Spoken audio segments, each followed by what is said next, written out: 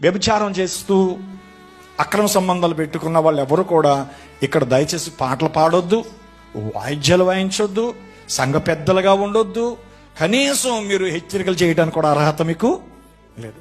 మీ పాపాన్ని మీరు విడిచిపెట్టొచ్చి మీరు ఇక్కడ ప్రసంగం చేయండి, నాకేం అభ్యంతరం లేదు. ఏం విడిచిపెట్టి? మీ తప్పిదాలను ఒప్పుకొని వాటిని విడిచిపెట్టొచ్చి ఇక్కడ పాటలే పాడతారో, ప్రసంగాలు చేస్తారో, పెద్దరికలు చేస్తారో, హెచ్చరికలే చేస్తారో, వాయిద్యాలు వాయిస్తారో, ఏదైనా చేయండి. పాస్టర్కి మీకు ఏమీ తేడా లేదండి.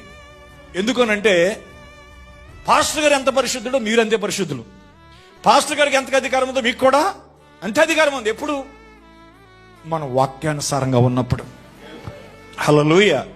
కాబట్టి నేను ప్రేమతో చెప్తున్నాను, మీరు సిగరెట్లు కాలుస్తూ, త్రాగుడు తాగుతూ, వ్యభిచారం చేస్తూ, అక్రమ సంబంధాలు పెట్టుకుని అక్రమ జీవితాలు జీవిస్తూ మీరు దేవుని మందిరంలో ప్రార్థన కూడా పులిపిటి దగ్గరికి వచ్చేయొద్దు.